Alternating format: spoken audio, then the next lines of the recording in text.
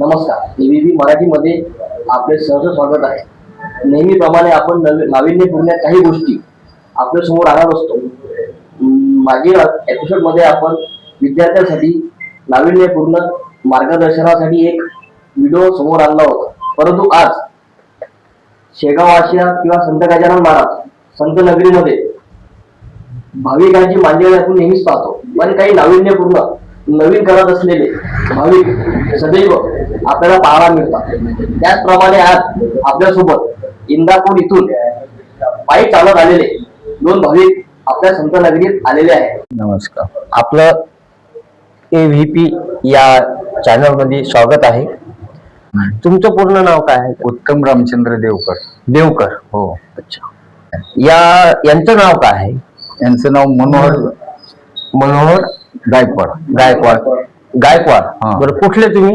गंगावळण. गंगावळण. अच्छा. गंगावळण हे गाव आहे तुमचं? हा. इंदापूरहून किती येते दूर? इंदापूरहून 20 किलोमीटर आहे. बरोबर. आणि मला सगळ्यात महत्वाचं हे विचारायचं आहे की 550 किलोमीटर हा प्रवास तुम्ही जो पायी चालत आलात, याच्या मागे तुमची काय संकल्पना आहे? संकल्पना अशी आहे की जे बाबांनी माझ्या कर्मात जे लिहिलेलं आहे ते माझ्याकडनं ते करून घेतात. अच्छा. बाकी ह्यात माझा हेतू काही नाही, पण ते मला बुद्धी घालते. मग आमचे मित्र आहेत संजू चौथे, यांनी मला सांगितलं की बा तुम्ही ते शेंगदाण्याचे लाडू खाऊन 11 दिवसाचा प्रवास केला. हा कसा, म्हणजे काय आहे याच्या मागचं गुपित काय आहे? ह्याच्या पाठीमागे गुपित काही नाही. त्यांनी मला आज्ञा केलेली असते, तो त्याप्रमाणे चल. किती वर्ष झाले तुम्ही महाराजांच्या सेवेत आहात? महाराजांच्या सेवेत जो 37 वर्ष झाले. साधी भोळी सेवा. साधी भोळी सेवा. हा. याआधी आपण काय होता? याआधी पाटबंधारे खात्यामध्ये नोकरीला होता. नोकरी होती. अच्छा. मग रिटायरमेंट झाल्यावर रिटायरमेंट झाल्यावर बाबांनी मला बुद्धी घातली. अच्छा. तुझं तू अगोदर प्रपंच कर आणि मग माझी सेवा कर. म्हणजे आधी प्रपंच करावा नेटका आणि मग परमार्थ. या दृष्टीने तुम्ही आज हा परमार्थात हे आहे. आणि इंदापूर इथं महाराजांचं चांगलं मंदिर तुम्ही बांधलेलं आहे असे आम्ही ऐकलं. हो. बांधलेलं आहे. हो. त्याची सेवा तुम्हीच करता का? आमची मुलं करतात माझी. अच्छा, तुमची मुलं करतात. आणि मग तुमचं म्हणजे आता शेगावला आला तुम्ही, मग अजून कुठं वारी असते का की फक्त शेगावचीच वारी? बाबाच. फक्त गजानन महाराजांचीच पायवारी असते? पायवारी असते. अच्छा. किती वर्ष झाले तुम्हाला? आता ही दुसरी वेळ आहे माझी पायवारीची दुसरी वेळ आहे. 550 किलोमीटर चालून पायीची ही दुसरीच वेळ आहे. आणि महाराजांच्या सेवेत 37 वर्ष झाले. 37 वर्ष. आणि मंदिर झाल्यापासून अगोदर एक जीप असायची. आम्ही नवरा बायको अगोदर आलो. अच्छा. परत बोलोरो आले आपल्या घरी. त्या बोलोरो मध्ये परत मग गावातील जोडीदार घेऊन आलो. परत बाबाची स्थापना झाल्यानंतर पहिली एक बस होती, आता 3 बस आहे. त्या दर प्रगट दिनाला आम्ही इथे येतो. दर प्रगट दिनाला शेगावला येतो. आणि ती बसेस भाड्याच्या की तुमच्या आहेत? नाही, त्यांचे ते पैसे देतात. अच्छा. हा, पहिली बस आहे ती मी स्वतः वैयक्तिक पैसे भरून आणले होते. अच्छा. कारण ते मार्गस्थ लावायची होती लोक. बरोबर. त्याला किती वर्ष झाली? त्याला झाले जवळ 5-6 वर्ष झाले. अच्छा. 6 वर्षापासून दर प्रगट दिनाला तुम्ही येता? हो, दर प्रगट दिनाला. हे तुमच्या सोबत जे असतात, हो, हे पण पायी चालतात का? हे सायकलवर पायी. अच्छा. ते थोडक्यात सेवेकरीच आहे तो. अच्छा. हा. तुम्हाला लागणारं सामान हे त्यांच्या सायकलवर असते? अच्छा. 11 दिवसाचा जो प्रवास तुम्ही करता, मग याच्यात मुक्काम वगैरे कुठं करता तुम्ही? मुक्काम सगळे करमाळा, नान्नज, परत धामणगाव, ते काहीतरी मध्ये गाव आहे बघा, त्या हॉटेलवर केला. अच्छा. परत मग हे तुमचं चिखली, खामगाव या मार्गे असं. बरं, मला एक सांगा, तुम्ही साधारण रोज किती वाजता सुरुवात करता पायी चालायला? मी सर जवळजवळ 6 वाजता चालू करतो. पहाटे 6 वाजता? पहाटे 6 वाजता. तर किती वाजता थांबता? मग हे का एवढा उन्हाळा गेला तर मी 5-5:30ला थांबतो. मग कंटिन्यू चालत राहणार का? Continue चालत राहतो. मग मधात विश्राम हा कुठं सरबत घ्यायचं असेल अच्छा. त्यावेळेसच थांबतो, नाही मी थांबत नाही कुठं. म्हणजे साधारण रोज तुम्ही किती किलोमीटर चालता? कमीत कमी 35-40 रोज? हा. बापरे, तरी 11 दिवस लागले तुम्हाला? तरी 11 हे 12वा दिवस आहे. आजचा 12वा दिवस आहे. आजचा 12वा दिवस. कसं वाटलं तुम्हाला गजानन महाराज मंदिरात गेल्यावर? काय तुमच्या भावना आहेत? माझ्या अंगावर काटा फुटतो तिथे गेल्यानंतर, माझे डोळे भरून येतात, समाधान वाटतं मला. बस कमवलं, एवढं कमवलं, बस मला कोणाची धनी इस्टेट नको, पैसा नको, अडका नको, काही नको. खरंच ही प्रचिती महाराजांची अशा अनेक भक्तांना आहे की त्या मंदिरात गेल्यावर एक विसावा हा आनंदाचा, परमार्थाचा आणि आपल्या नवचैतन्याचा असतो. म्हणजे तुम्हाला काही थकवा वगैरे काही जाणवला नाही? अजिबात नाही. हा मला किती वेळा म्हणतो, तुम्हाला सांगतो, बसा बसा भाऊ बसा, तो बस माझं मी पुढे चाललो. अच्छा. मी थांबत नाही कुठं. त्याला कुठं सरबत, कुठं रस घ्यायचा असला, नाश्ता करायचा असला, तपलं तू कर, मग थांबायचं. सध्या तुमचं काय वय आहे? माझं वय आता 71 चालू आहे. वयाच्या 71व्या वर्षी तुम्ही रोज जवळपास 30 ते 35 किलोमीटर पायी चालून महाराजांच्या भेटीला 11 दिवसाचा प्रवास करून आलेला आहात. मागच्या वेळेस तुम्हाला सांगतो, प्रगट दिनाच्या अगोदर गावातले लोक म्हणले, भाऊ थंडीचा कडाका पडलाय, निष्कारण मारचाल कशा. घरातले म्हणले नका जाऊ, मंडळी ते बरोबर काळजी करतात ना. बर ठीक आहे. मग आम्ही वारीला आलो, बस घेऊन 3 बस वारी पूर्ण केली. आणि परत मग जरा थोडं ऊन कडकायला लागलं. अच्छा. मग मला तिथं कुणी अडवलं नाही, म्हणजे आता मागच्या वर्षीचा अनुभव. अच्छा अच्छा. लगेच निघालो. मागच्या वर्षी नाही, चालू वर्षीला. याच वर्षात? याच वर्षात. म्हणजे हे कालचं प्रगट दिन झाला का फेब्रुवारी मध्ये? हा, मागच्या महिन्यात. त्याच्यानंतर लगेच उन्हाळा लागला की निघालो मी. अच्छा अच्छा अच्छा. काय जो प्रवास तुमचा चालत असतो 11 दिवसाचा, त्याच्यात काय अनुभव येतात?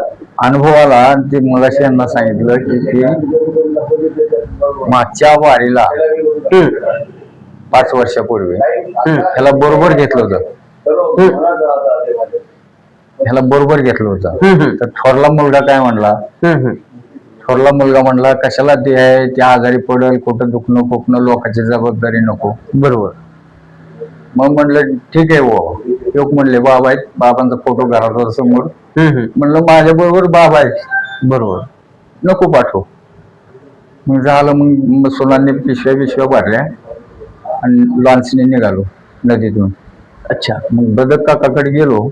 ब्राह्मण ते प्रत्येक वर्षी आमचा पूजा करायची ना बाबांची. अच्छा. ते म्हणले भाऊ म्हणे यायचा होता, कसं काय आला नाही?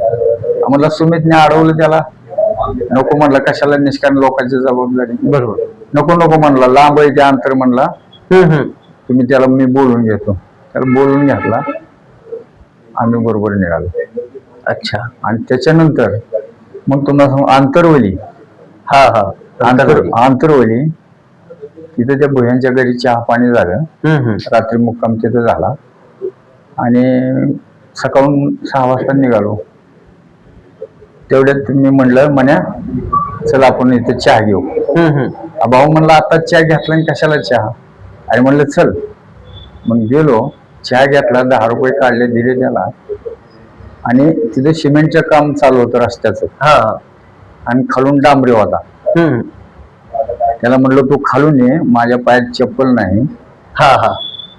पाणी सगळी पोतडी वलीदार आहे ती. म्हणलं त्याच्यावर मी जरा थोडा मला आराम पडेल, मी ह्याच्यावर चालतो. म्हणजे तुम्ही पायदल चालताना चप्पल नाही वापरत का? नाही. बगर चप्पलचे तुम्ही 550 किलोमीटरचा प्रवास केला? हो. मग परत तुम्हाला 5-50 फुटावर गेल्यानंतर मी सांगितलं होतं की अनुभव पुस्तक 3 मध्ये किंवा 2 मध्ये प्राचार्यांना अनुमती दिली बाबांनी. ते ध्यास करत होते ते प्राचार्य की मला तुमचं काय, तुम्ही आहेत का नाही माझ्या बरोबर. रिटायर झालेले प्राचार्य होते. अच्छा. मग ते म्हणले मला तुमचे बाबा भेट पाहिजे. हे माझ्या पुस्तकातून त्या अनुभवातून वाचण्यात आलं. आणि मग त्यांनी ते बगीच्यामध्ये गेले संध्याकाळी फिरायला. 2 लेडीज साईडला बसलेल्या होत्या, नवरा बायको. त्यांनी आपलं ते काठी ठेवली त्या बाकड्यावरती. बाकड्यावरती काठी ठेवल्यानंतर ते लागले व्यायाम करायला. व्यायाम करायला लागले, ते नेमकं खाली 10 रुपयाची नोट खाली दिसली पायाखाली. ती घेतली, त्यांचे ते डोळे भरले आणि ते नोट नेऊन ग्रंथामध्ये ठेवली. मग तशी मला प्रचिती पाहिजे बाबा म्हटलं. अच्छा, त्या अनुभवावरून तुम्ही स्वतः अनुभव मागितला महाराजांना मागितला. अच्छा, मग त्यावेळेस तुम्हाला सांगतो, त्या आंतरवलीमध्ये 10 रुपयाची नोट सापडली. अच्छा, तुम्हाला पण 10 रुपयाचीच नोट सापडली? हा, 68 नंबर आहे त्याचा शेवटचा. अच्छा. आणि आता ते मंदिरामध्ये माझे फोटो आणि ते फ्रेम करून अनुभव बसवलाय. अच्छा, इंदापूरच्या मंदिरात? नाही, कळाशीच्या मंदिरात. आणि मग गजानन महाराजांच्या कळाशी येथील मंदिरात? हा. अच्छा. आणि मग तुमचं ते दोन्ही मला रडू कोसळ, बरोबर, आनंद झाला. मग ते तुम्हाला सांगतो, ते दोन्ही मुलींना फोन केला की मला बाबांचा अनुभव आला, प्रचिती आली. बरोबर, तुम्ही काळजी करू नका. आणि ते शिवाजी कार्यालय आमच्या गावातला वारीला असतो, त्याला फोन केला.